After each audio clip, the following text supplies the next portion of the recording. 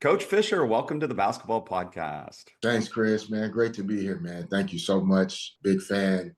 Watched a lot of your work and your conversation, so I'm excited to be here. What a blessing for me that through the NBA and EYBL and Nike that I got a chance to spend some time with you and at Peach Jam, and I saw you present in a clinic, and just tremendous. It was a great thing to be a part of, I know, for both of us. But I just want to start with that because the one thing that many things stood out for me, but the one thing was when you started and you started to talk about spacing, and you talked about it relative to having five players on the court, basically in warm up, coming up the floor with spacing, and spacing started from the beginning of practice. Can you highlight that a little bit for our coaches? Yes, no, would love to. It was a combination of thoughts there. It was a great opportunity. Nike did a great job of really incentivizing the coaches to show up for those EYBL teams. I think it's a great initiative that they're doing to help bring the coaches along. And it really started with this idea of simplifying the game for your players as much as possible. And whether it's NBA, WNBA, 16U girls EYBL, or high school boys basketball in the Mission League, one of the things you talk about very often in terms of offense, you're trying to create space. That's essentially what I was trying to prove that day, and really used an example that we used when I was playing for the Lakers, and Phil Jackson would line us up across the baseline.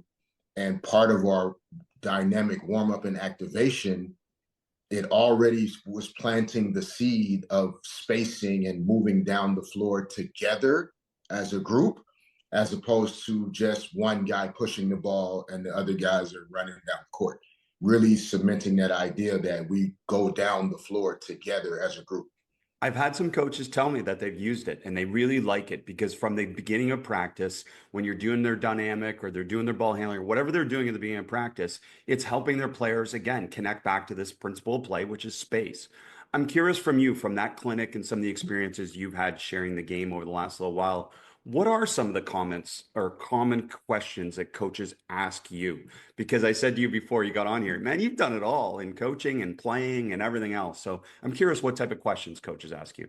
Yeah, that particular day, I think a couple of the coaches really wanted to understand in such a condensed amount of time. Like what I think club team coaches in the US, and it's moving into high school as well, you don't have as much time as people perceive you to have when you are trying to help your players understand certain concepts.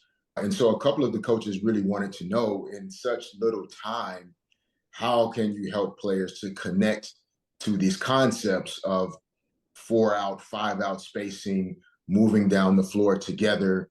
And what I tried to share is that as coaches, we're not always going to see the benefits of our investment and the time that we put into a player.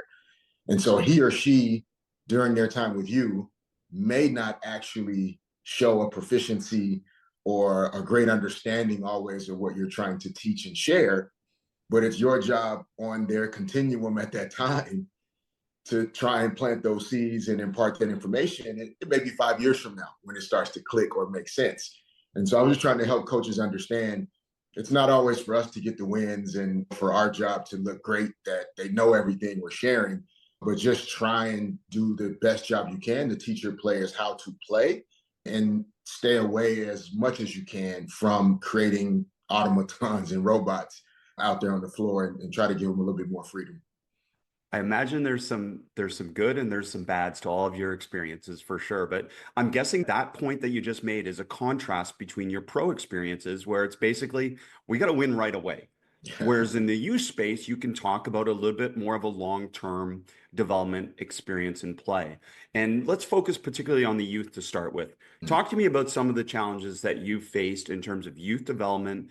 You mentioned girls EYBL. You've certainly been involved at a lot of different levels of that. And then obviously in high school right now where you're coaching at Crespi. Yeah, I think it's that dichotomy of winning right now and wanting to feel success, positive feedback, reinforcement that you're doing the right things. But then also development is not always synonymous with winning right now. Development almost inherently sounds like time. It will take longer to develop. And so it's really that dichotomy of a guy that I've been fortunate enough to play for a lot of great teams. I've been a part of a lot of success as a player and as a coach, but I really try and fight that urge every day. And I try to be intentional about bringing and raising expectations and standards in terms of winning habits, but not necessarily making players feel like they aren't loved and invested in if we don't win the game. Like it's not as much about winning just this game or even necessarily having the state title championship season, although we want to work towards that. But it's really about how can I help these players in terms of their longer term growth. And yeah, for my resume, it may not be the best thing that I'm not coaching this player as I need everything out of you today and you need to be great today. It's really more about how can I share something with you that hopefully long after you've left Crespi, long after you've left whatever team I'm coaching, it'll help you in your journey. Just for coaches' references, Derek is winning too at Crespi. And I saw you guys upset Sierra Canyon in the playoffs last year at the Sierra Canyon. It was a great win, great game. And Thank that you. league is obviously tough. So a great Yes. experience all around. But okay, what from your perspective as a former coach, former player at the professional level, what are some of the gaps that you do see in youth development that you think that we can do a better job of as coaches and as parents and as people? Yeah, I think it's a combination, especially when you mention parents, coaches, because we're all one community. And that I think that's the first thing is that we are connected. And if we can see ourselves as a spoke on a wheel, so to speak, and not necessarily seeing everything in a vacuum where my son, my daughter, my player, and really more, we all belong to the game of basketball. And so our relationship and our care is towards the game and not just about this kid or this player. One of the gaps that comes to mind is I do believe we're creating some earlier signs of performance anxiety than we used to. I see a lot of young players that play basketball heavy minded, if that makes sense. Like you can just feel that whether it's the car ride home, the conversations they're going to have, what's going to be said on social media, what some young player in Texas or Oklahoma or New York, the offer that they got, the visit they got to go on, the NIL deal that it all just feels so much more pressurized. And so the kids are existing in this perform now, play mentality. And basketball and most sports are games of maturation, evolution. We almost compound our interest over time. It's not really designed for you to be great today. It's really all designed to lead towards greatness later. And so that's a big gap that I think we can close if we can it's not about not playing games, but creating the right understanding around the importance of games, but the importance of process. And I think we've switched those priorities to winning, showcase, show what I can do. And we've widened that gap of not understanding that this is all about developing a process and a routine to reach your maximum potential. I remember some of the first conversations we had with Adam Harper, Connor Williamson, and you, and we got right into that, the comparison culture. It's Yeah. just so different, isn't it? And then you think about some of the things, some of the ways that you were brought up in the game. Certainly you were aware of other players and you were aware of other things, but it wasn't every day in front of you in terms of No. that. Can you talk a little bit about some of the differences as well in terms of your upbringing in the game versus a current player's upbringing? Yeah, I just think even us having this conversation in this way, to be able to connect virtually to through digital, through content, it's opened the entire world up to what you have to say, what we're willing to share. And our young people, they digest it all the time. And some of it is in quick snippets or sound bites. And maybe they're not fully connecting to the deeper levels of what is being said or what the meanings are. So for myself, my experience was if I played up, if I was 15 and I played in a 17U event and my team goes to Florida from Arkansas and we run up against the friends from Detroit and the team has Chris Webber and Jalen Rose and guys on their roster there was a clear gap between where I was and where they were. but I experienced that on the court. It wasn't something that on digital media I only saw. And so I got to really evaluate myself within the context of where they were, where I am, and where do I need to grow. I don't think as many kids are getting some of the actual experiences. It's happening on their screen. So they may see a kid in some other part of Southern California or another state that is capable of doing certain things, but they really haven't seen it for themselves. If they match up at a Nike EYBL event, there's already a perception that he or she is either better or worse, or they're great because they have Power 5 offers already, and I'm not so great. And they don't really show up to the game or the competition with an open mind, a free spirit. There's already anxiety going in. And for us, for me, the anxiety was only around wanting to be the best version of myself. It wasn't in comparison to what somebody on the other team was going to do. I was only sad or upset if I knew I didn't play to my potential, regardless of the opponent. And so trying to help players understand that is something I spend a lot of time on at the high school level. You're nailing it. I couldn't agree with you more in terms of how you're phrasing this and portraying this. And it's absolutely true, experiencing it with my own daughters. And to your point, that Chris Webber misses. And Mm-hmm. whereas when we consume just social media, Chris Webber never misses on Right. social media, right? It's such an Right. ultimate thing that my daughter highlighted to me very early on was, Dad, can you give me some clips of people missing? Yeah, Because it it's feels a not great point. normal, right? Yes, it does. It really does. And players look taller. They look more athletic. They look invincible to some degree. And so it leads to anxiety and I've just a lack of confidence in self and belief in self. And that was one of the things that really drew me to my job at Crespi, the opportunity to work in high school, kids that are not top 100. They're not necessarily the leaders on the Nike EYBL circuits, the other circuits, but they do have a love and passion for the game of basketball. And if someone is willing to go on that journey with them for 2, 3, or 4 years, you can dust off a pretty shiny stone underneath all of that mess. And really trying to help players connect to the power that we all hold. I just think players really are struggling with maintaining a level of belief and confidence in themselves because it's not in alignment with the amount of time that they feel like they're putting in.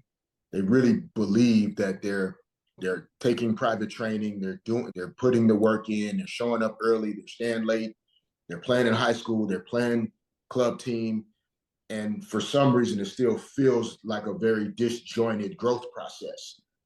And we just have to keep doing the work to try to help players feel like that process is aligning better for them so that they can feel the results that they really want to feel. I want to drive something home that you said, because in my conversations, this has actually been one of the surprising things, I think, for me. Something that has been a common theme in conversations with former NBA players, especially in regards to their children, has been what you said, that it's a late development sport. Yeah. It's a late maturation sport. And I think we need to highlight that more for parents. Parents have so much FOMO at 11, 12, 13 about their Yeah. kids and not realizing that it's over time, as you've said already. So I'm curious if you've had different ways to be able to approach that, to be able to phrase that, to be able to bring comfort and confidence to parents that basketball is development over time. Yeah. Some of the most recent examples, I sent a very heartfelt and direct email to a lot of our parents at Crespi. And really, I used one of the GOATs as the best example was Michael Jordan and his experiences in high school. I've used the example of Joel Embiid, and he didn't even start really playing basketball until he was 15 years old, from all the stories that you've read and heard. Jonquel Jones, the WNBA Finals MVP for the New York Liberty. She moved to the United States as a mid-teenager, 13, I believe, from the Bahamas, to really start to try and invest in her growth as a player. And so she wasn't the best player in the world when she was 13. She was still trying to figure it out. Michael Jordan was not, as far as his coaches were concerned, he didn't make the team in the 10th grade. And therefore, that motivated and inspired him to work harder and put more time in. And so I just try and really share with parents, not just from my own experiences. I was a late bloomer and late developer. I didn't have any college basketball scholarship offers as a freshman. I didn't play full time varsity basketball until I was a senior in high school. And yes, I know that was a long time ago, or VHS tapes and beta and cassettes and all kind of things I at that remember time. those. But the point being, young players really, one of the most important skills to develop is embracing delayed gratification as a basketball player. Like it's designed, like I try and say to players, if you're 13 years old and you have dreams of playing professionally, let's say if God bless you, everything works out, you're going to play basketball into your mid 30s. Why are we rushing what will be a 23-year process? Great point. Because the whole idea is that from 13 all the way to 36, not 13 and a half, but from 13 to 36, that's the marathon that we're running. And the few years that we're together in high school, our job is to help you get a little stronger, develop a little more endurance and stamina, start to figure out how can you extend that journey as long as possible. But it's not designed for you to run your race and be done by the time you're 16. It's really designed to take 20 years of evolution, investment, process, and it doesn't stop. And so that's one of the ways I try and make the point is that we're running a marathon. It is not a 100-yard sprint. It reminds me of a Zen parable, which was basically someone wanted to learn martial arts and they go to a martial arts teacher and they say, how long will it take? And they say 10 years. And they say, well, what if I work extra hard or every day I work even more and more? And the teacher says 15 years. And it's like kind of that point, right? It's like there's a Yes, point of diminishing returns in a lot of these experiences, I think. Playing every weekend, practicing every day, not building in active rest or recovery or different experiences that life has to unfold for a player. And that's a real challenge for you as a coach to be able to balance a schedule for young people, isn't it? it really is. And as soon as I started working with high school boys last year, it was one of the first things of trying to bring a little bit more of a pro model to how we manage the week, how we manage the month, how we manage the season. And that if you think about school starting in mid-August, maybe you start formal practices right around Labor Day. And if you think about from Labor Day to early March, that 6-month window of time, your players can't be out of gas before Thanksgiving. You really do need to figure out a way to put your weekly and monthly calendar together in a way where your team can hopefully be at its peak and at its strongest in February as your tournaments and playoffs and things, your run to the state title is taking place. And so building in a day off for sure during the week. One of the things that's important to me is for high school kids to be high school kids. And so very early in our season, we don't practice on the weekend. Like we don't bring our guys in. We want them to finish school on Friday, go to the football game, go to the state fair, go do other things that allow you to have a greater sense of perspective and actually want to be in the gym and not be a young person that kind of just goes to the gym because it's on the schedule and it's not really something that you're excited about doing because of how we plan practice, because of the time that we spend in there, the way we do things. And so that's a big piece of making sure that our players can stay healthy, keep their energies where they should be. If we're prioritizing academic excellence, then the kids must have room to be excellent academically. And so therefore they can't go home every night at 7:30 or 8 p.m. with no gas in the tank. And so even how you design practices day to day and week to week, it needs to fit the highs and lows of where you need the guys to be academically so that they can be great in the classroom as well as on the court. And it all goes together. Great lessons for parents and coaches and players to hear. And more is not better, and more intense is not better. It's all about a balance of all those things. And I'm curious then, we talked about a little bit the performance anxiety. In all your experiences as a player, being around other players, and certainly as a coach at all the different levels you've been at, Is it possible for a player, let's say a highly skilled player who has performance anxiety or confidence issues or something like that, is it possible to overcome that? Because again, that seems to be a fixed mindset from a lot of people that think, oh no, that's just who they are. Yes, no, it is definitely something that you can overcome and grow through in a sense. And I think sometimes which we all do, we'll define it as overcome, which sounds like you go from off to on.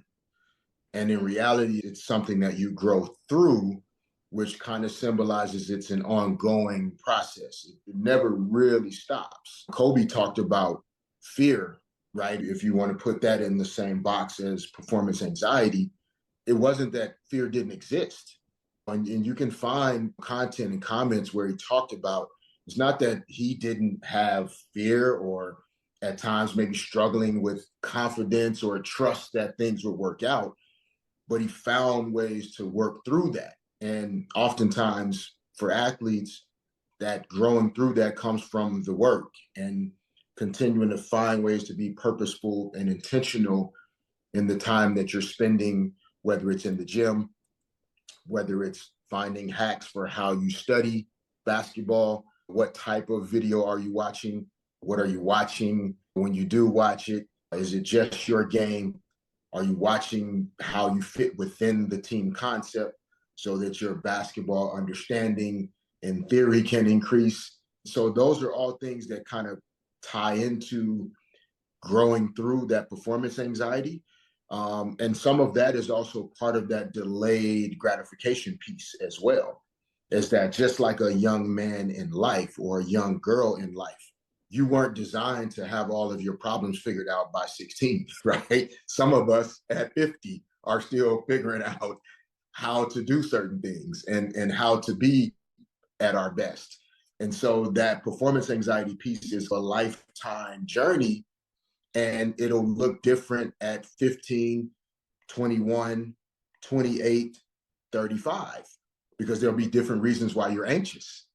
And those are all things we have to continue to make sure that our players understand, is that we have to show as coaches and parents a level of space and compassion for them to be fearful and anxious and concerned, because it just means they want to do well.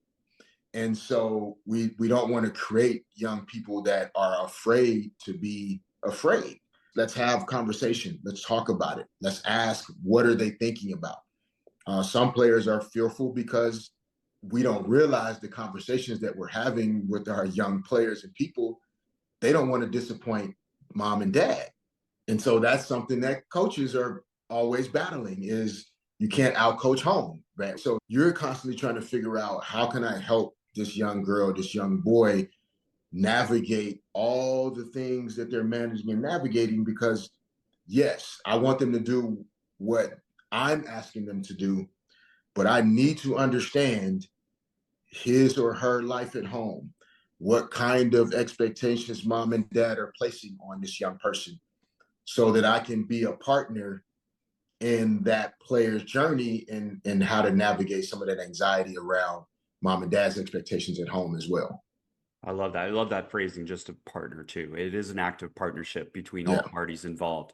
It's beautiful and so many cool things that you're saying there. Shifting to some of the things that you did well as a player, particularly around the leadership part of things, because again, you weren't just an elite player, you were an elite player who was always phrased as a leader. Mm. And you led from a different position than typically some people might think as well. Like the best player on the best team Yeah. is the leader, but that's not always the case. So maybe how do you cultivate leadership qualities in players who might not naturally see themselves in that role? Yeah, no, it's a great question. I think for me, I learned at a very young age that I didn't have to be or need to be the best player on the team in order to lead the team. And I really found that my advantages, my superpowers were in the intangibles, were in the details, in the fine print. And I found that whether it was more talented teammates of my own, or when I played against more talented players, I believed that my way of beating a more talented player was for me to be smarter, for me to be a step ahead, for me to have better anticipation skills, for me to really study. Do they like to go left? Do they like to go right?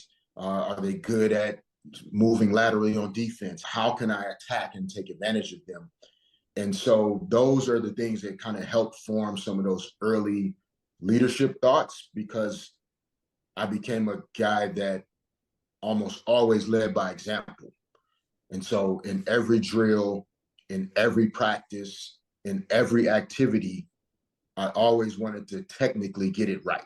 If the closeout was no middle and my chest is supposed to be on his top shoulder and my top foot above his top foot, and it's no middle, or it's supposed to be a two hands up, or one, whatever the coaches were asking, I technically and tactically wanted to do it right every single time.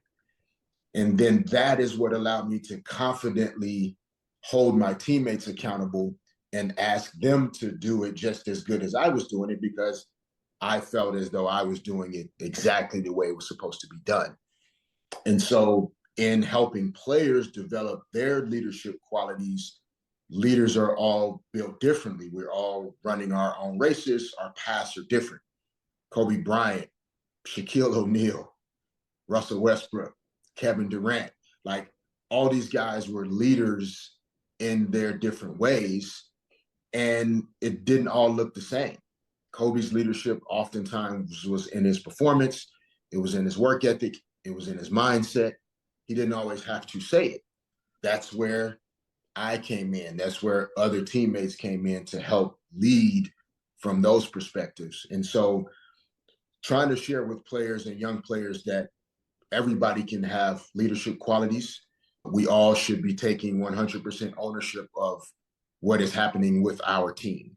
And that, I think that's lastly for now, that's another thing that really helped me to connect to what leadership is. Whether I average 2 points, 2 minutes, or 20 points in 20 minutes, I am just as responsible for how our team is performing. Meaning, if I got 2 shots and I didn't make 2 shots, I need to get better at figuring out a way to make my 2 shots. I think Tom Brady has some great conversation and talk about his experience at the University of Michigan as a third string quarterback. And he was upset because he was only getting 3 reps in practice. Went and talked to a sports psychologist, mental performance expert there at the university that helped shift his perspective around embrace the 3 reps that you're getting now, own those, be great at those, make those 3 reps the greatest reps you've ever had. And then if you end up getting more reps, you will be prepared for the responsibilities of additional reps. And that was another way that I embraced leadership as well. There's no excuse for not performing well. And if it's 2 shots or 2 minutes, you can do some things within those 2 shots in those 2 minutes to impact winning. Coaches, least you think I'll have to have Derek back on to ask questions around Kobe and how you interpreted what he was doing and shared it to explain it to teammates, because I imagine that's part of it for you in your leadership role, was interpreting these different things and explaining them to people. And Yeah. obviously we see how you explain things now. You're exceptional at No, explaining thank you. things. It's tremendous to hear you talk about this, but I'll come back to that another day, coaches. Yes, sir. You built a reputation also on being a clutch performer. So I want to get your kind of understanding of how to shape people, translate this kind of mental toughness to younger players Mm-hmm. about being able to handle these pressure moments, whether it's a Mm-hmm. shot or a defensive possession or something like that. Because that reputation was real. And I'm curious if you have a way to be able to translate that to help players understand. Yeah, I think for me, I really do believe I tried to carry even my early basketball experiences forward, and then just visualize and understand that it's still the same. I'm executing the same skill. So, for example, if I was playing a club team game at 15 and I got fouled late in the game, it's 42-42, and I step to the free throw line and I make 2 free throws to help win the game at 15. Fast forward to 19 in college, and I'm in that same situation. I am drawing from the experience at 15 when I did it right and I executed it well, and I'm bringing that forward to 19. And then I'm going to compound that, and I'm going to do that again at 25 and then 30. And so by the time I'm stepping to the free throw line in the Western Conference Finals at age 29, I don't feel that there's any added pressure because I'm doing something that I've been doing since I was 15. And that's stepping to the free throw line and making 2 free throws. The height of the basket is the same. The distance from the free throw line to the front of the basket is the same. There's a little bit more space in the width of the lane, but that has nothing to do with me as a shooter. And so that is something that I found really worked for me is if I took the ball out on the side in a high school game and I made a great pass off of an out of bounds play that led to a big time layup in a state championship game, I'm bringing that confidence all the way to the NBA. I know I can do this. I've done this before. And so that was something that worked for me. So then in these pressurized situations as a professional, I really never felt like I was drawing from only my professional experience because there were oftentimes that was my first time being in that position as a professional. If I had a game-winning shot in 2004 against the Spurs, that was my first game-winning shot in the NBA. I'm 29, 30 years old almost at that point. So if I'm only drawing from those experiences, that's not enough for me to be confident to handle those pressurized moments. So I do believe young athletes can take from their experiences and make notes of all the things that they've done well. Remember, you mentioned something earlier about how oftentimes we remember the things that didn't go well, and we're quick to jump up to say something was wrong. But we oftentimes forget all the times we've done it, the hundreds and thousands of times that we've taken our 3 dribbles at the free throw line, take our deep breath, we settle for a second, we look at the rim, we shoot it, we hold our follow through, we're on balance, we don't lean back, we don't twist, just everything right.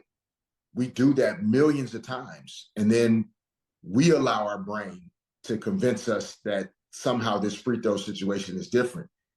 It's the same free throw we've shot a million times since we were 8. And so have that confidence when you step to the line that you've done this before and you've been successful before. Man, again, just tremendous stuff. But just thinking about that, like how many times we compound the negative versus compound the positive, as you said. Yes. Just a Yes. great actionable item for us to be able to help players and move beyond some of those things. Curious then, how has your coaching philosophy evolved as you've moved from the NBA to the WNBA to obviously youth grassroots to high school? I think for me, when I first started coaching, is in the NBA's big time opportunity to coach in the New York Knicks, and understanding who your team is so key. But also, I think more importantly than that, understanding who you are. And fortunately and unfortunately, a lot of my early coaching opportunities, I was still figuring out who I was as a coach. What is important to me? Is it important to me that my teams are great 3-point shooting teams? Or do I want our team identity to be on the defensive end? Do I want us to be a full court press team? Or do I want us to be a quarter court zone defensive team? All of these questions that can exist as a coach. And that's how I've seen my coaching style evolve and change over the years is each opportunity you get a chance to get more and more connected to what's most important to you that allows you to lead and coach and teach authentically from where you are and who you are. Your players can feel it. They can sense it. If you are questioning, doubting, not sure, they're going to question and doubt and not be sure as well. And again, to start at the highest level in the sense, the biggest stage, I wouldn't say no, I would do it again. But ideally, of course, you have some previous experiences. Doesn't have to be coaching in the NBA, but you have some previous experiences that allow you to discover where you want to emphasize the things that are most important to you as a coach in terms of what you believe will lead your team to success. And so I feel more closely connected to those things now than I did when I first began. And it's not so much about which level it is, and as much about me improving and constantly maintaining that growth mindset so that I'm never standing still And then that allows me to feel comfortable asking my players to continue to grow and not stand still and constantly look for ways to improve and get better. Absolutely. And you still got that growth mindset. I know that from the questions and the conversations that I've been around with you. And it's a lot of fun. It's a lot of fun to talk to you and listen to you right now. And another thing, you've been part of some really unique cultures, right, Mm, in basketball. And that's been part of probably the eye-opening experience is that there's not one answer to any of this, right? There's right. different cultures that can lead to winning. So maybe talk to us about some of the first steps that you take to establish a winning culture with all of these experiences that you've had. Yeah, I think building culture, environment really does take time. And in sport now, it's almost that time isn't there. Many coaches, especially at higher levels, aren't really, I don't want to say being allowed. Like you obviously have to earn your opportunities, but the time that it takes to really build culture, environment, standards, expectations, what I've tried to do is really start from a place of service and being an example of how committed we're all going to be to all hands being on deck, to rolling our sleeves up. We're going to collaborate. We're going to be partners in this. We're all going to work together. We're going to care about one another and really focus prior to strategy, tactics, what offense are we running, what are our defensive principles going to look like, really creating an environment of care, compassion, excellence, work ethic. Those are the things that I believe matter just as much or more than the tactical and strategical aspects. I think there was a quote that I used when I was with the Sparks and talked a lot about culture eats strategy for breakfast. And so from day one of the things I still lead from the back, if that makes sense. I want to be a leader that is constantly about putting a hand out so that somebody else can come up and we can and I can just constantly try and help someone else. Like I had my opportunity as a player, had a great career. My entire job now is around serving players and helping them improve and get better. And so those are the first things that I try to focus on when building culture with teams is connecting with the players, really trying to get in tune with which of these guys and girls are already have some of those really key skills and abilities that will allow them to go to the next level. And then which of these players do we need to spend more time with in their development and maybe helping them uncover or discover they're better than maybe what they think they are. And let's help them figure out the right routines, the right processes and systems to reach their potential. Those are the areas where I start first. And then we just start building from there. I would probably say from there, the people, if that makes sense as well. I've gone into situations where I've tried not to go in and kick everybody out and start over from scratch. I believe corporate knowledge is important. I do think it's important not to judge people from the job that maybe they did prior to you arriving, and that sitting down, talking to people, getting to know them, understanding their goals and objectives, there's someone that could have been low performing before that could be a more high performing person to you. I think connecting with people is all summing all of that up. Connecting with people is where I really start in terms of culture. I enjoy that perspective, especially knowing that famously you were a part of a few teams where at least it seemed like common knowledge that the players didn't necessarily get along perfectly. But when it came to the court, it seemed to be a great cohesive synergy that existed. And that balance can happen with, I don't necessarily have to like the person, but we have a common purpose or a common goal. Can you talk about Yes. that? Because we know that exists on teams. Yeah, no, it exists a great deal on teams. And we, the common shared vision was winning the Larry O'Brien trophy. And so even if we had different views at times on what just happened, why did that happen, who's responsible, so to speak, there always came a point where, okay, let's squash all of that and let's take our focus from over there to right here on the trophy is the goal. Like the wins, the being the best team in the world, that's the goal. So let's get back to that.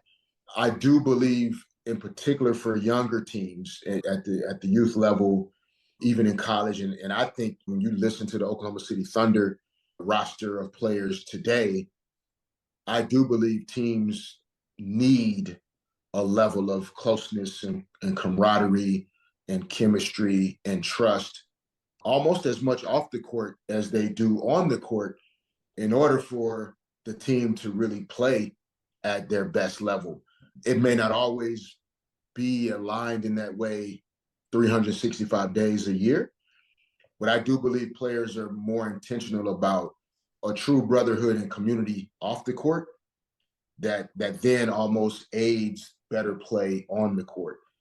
That was different than my era, and I can acknowledge that there were guys that truly did not like each other personally, but still could play basketball together at a high level.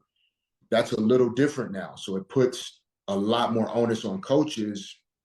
We can't leave out the team building and team connectivity aspects of our development of players.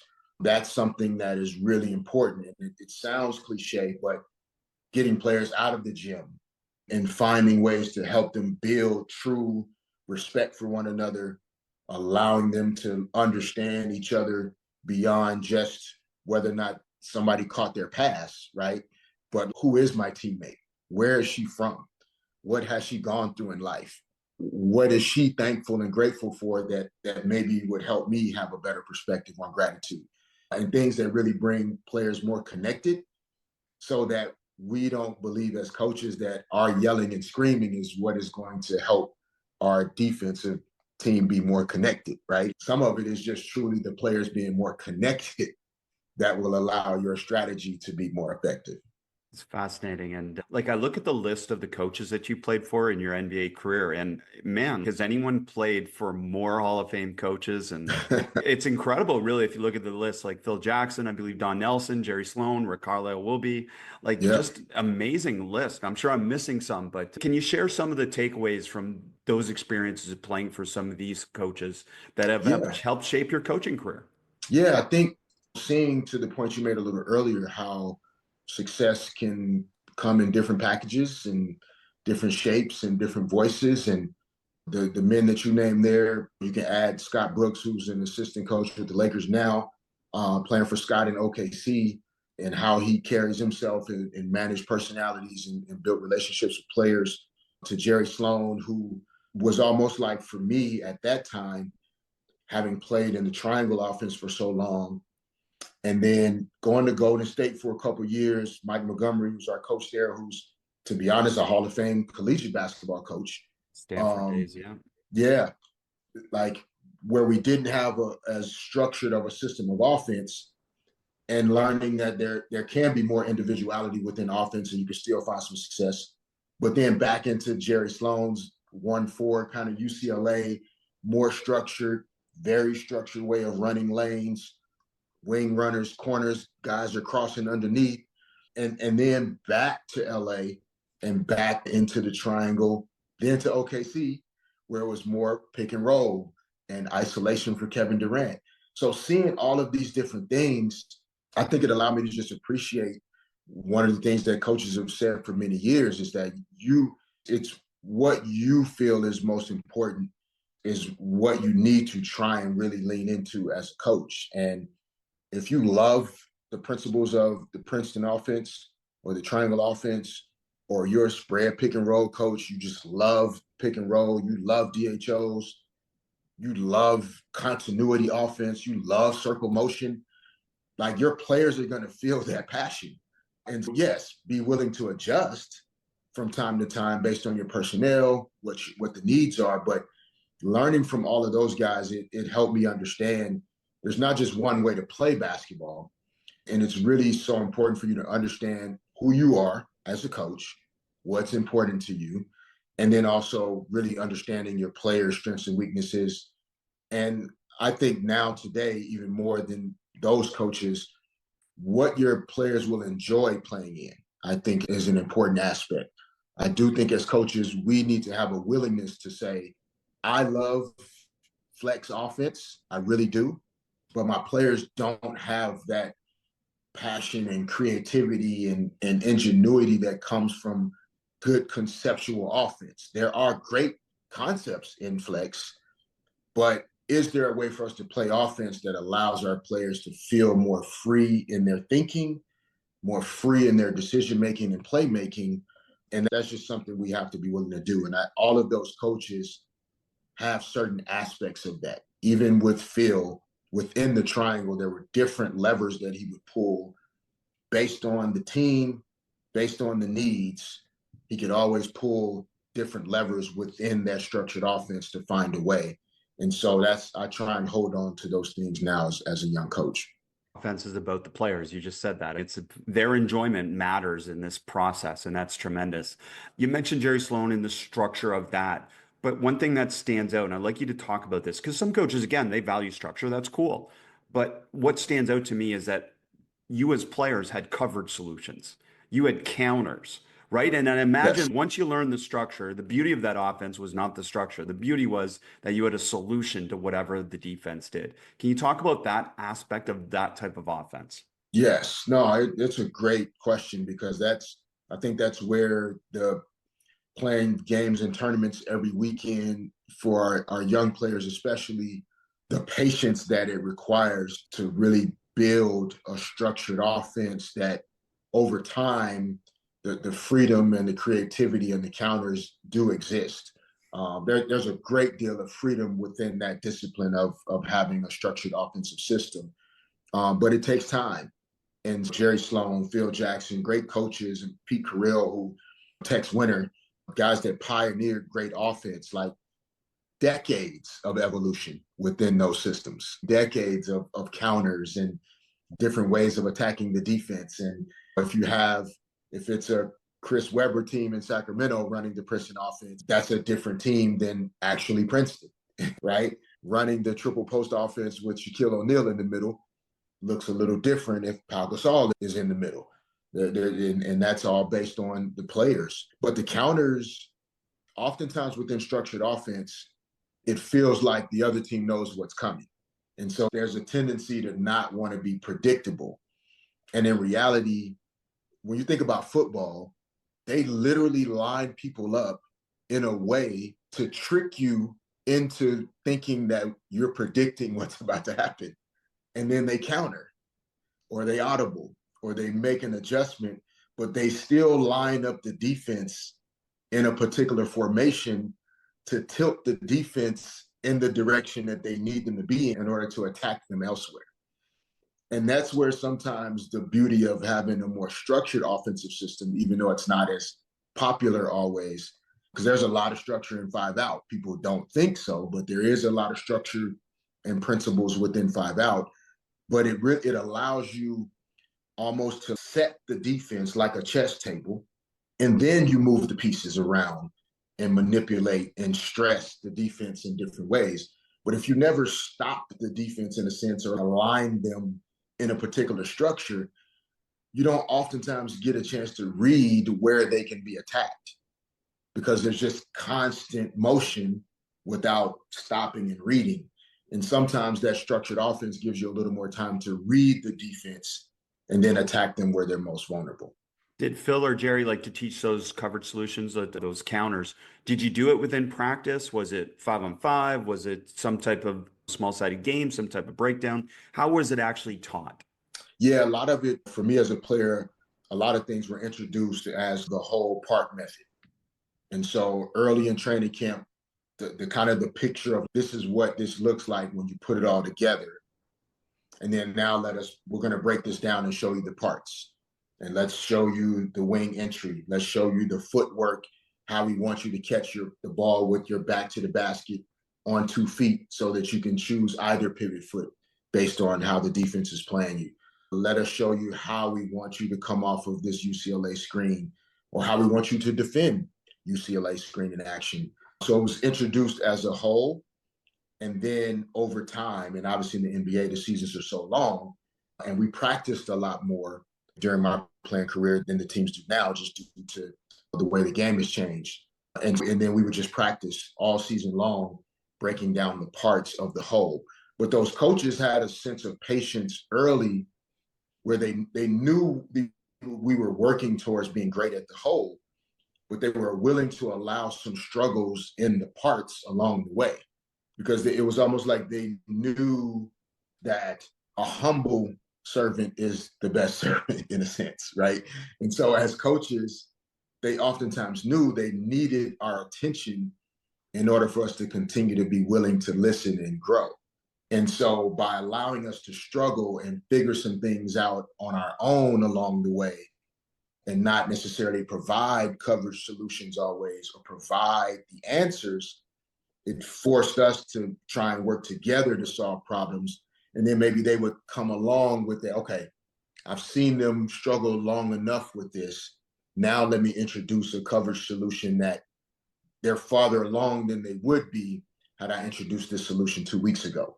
Because I want them to be engaged and invested in this process. I don't want them just doing what I tell them to do. I want them to have some ownership in this process. And that's what oftentimes made great coaches I played for. I love that. I love that. And one of my phrases I use a lot in my coaching is figure it out. And I Yeah. feel like a lot of that comes from Phil Jackson's Sacred Hoops, confirming for me that was okay. Instead of Yes. this culture of, oh, you got to make it happen versus let it happen and trust the process, trust the players and everything with it. I'm just curious for you, like, what were some of the takeaways from Phil's? The biggest takeaways for me, honestly, Chris, were ownership and accountability were huge. And then the letting go piece. And in two parts, ownership and accountability, and not allowing yourself to make excuses for your performance, right? If you are a saxophone player, the conductor, the person sitting next to you in the band or in the orchestra, the parents in the stands in the auditorium or the theater, like none of those people control how good of a saxophone player you can be. Like it is all you. That is so key to figuring out what things you need to do in order to be the best saxophone player you're capable of being. And that, when he came to the Lakers in 99, 2000, we had spent a few years spinning around in circles, pointing fingers, right? Like Dale Harris had just gotten fired, who was also another great Hall of Fame coach. He had just gotten fired, so he had gotten blamed, right? We had spent a few years in that Shaq and Kobe early dynamic of, okay, is it Shaq's team? Okay, Kobe's getting better. Does he deserve more room to be great? Nick Van Exel, Eddie Jones had been traded out. And so there were just a lot of different reasons why our teams weren't being successful. And Phil comes in and makes it really simple. One, obviously, you trust his resume and his success in Chicago. But two, it was like, you guys are going to be responsible for how this plays out. Like, I'm good. I'm not here to try and make you into something. If you guys want to win championships and be great, you're going to make that decision to do everything it possibly takes. And so, Shaq, if you want to be the MVP of this league, here's what it's going to take. You decide if you're going to do all of those things.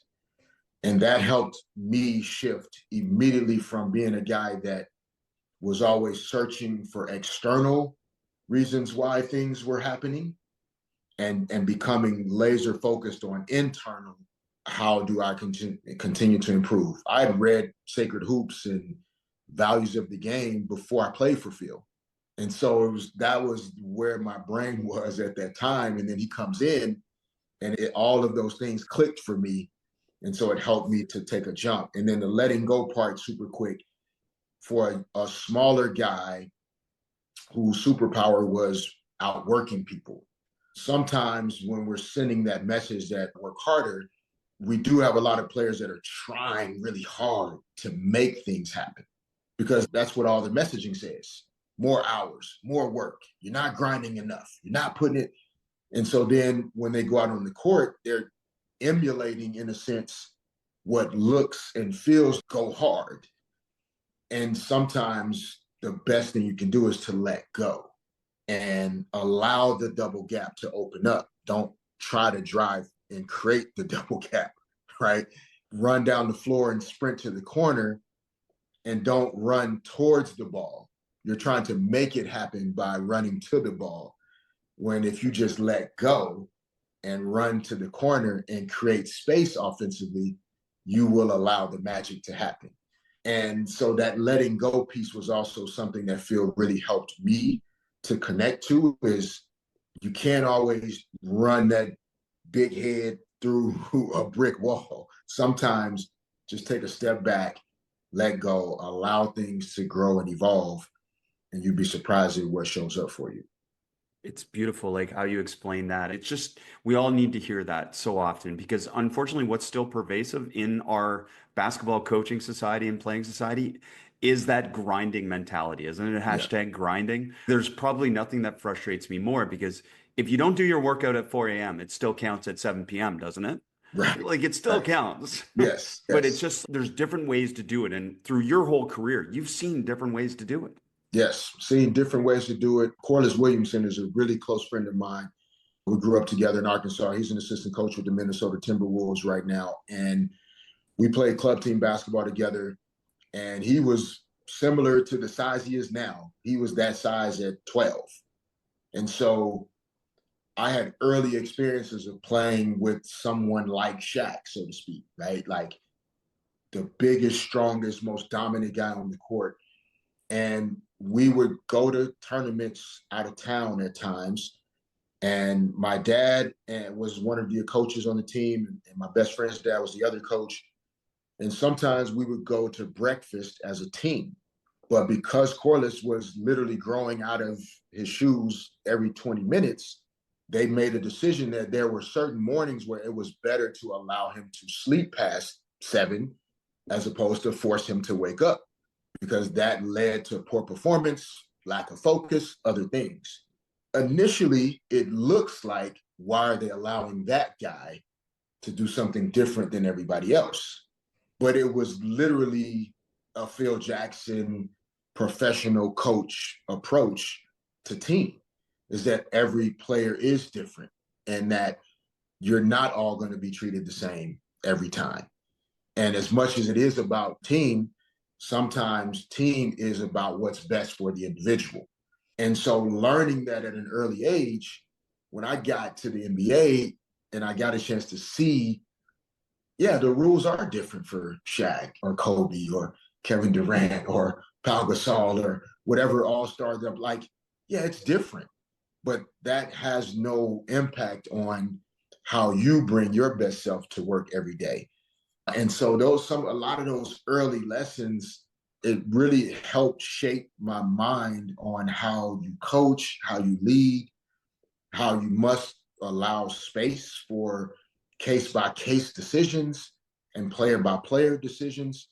And as long as you believe truly that you're doing those things from the right place and that is with the player's best interest and the team's best interest at heart, you may have to live with some people being uncomfortable sometimes.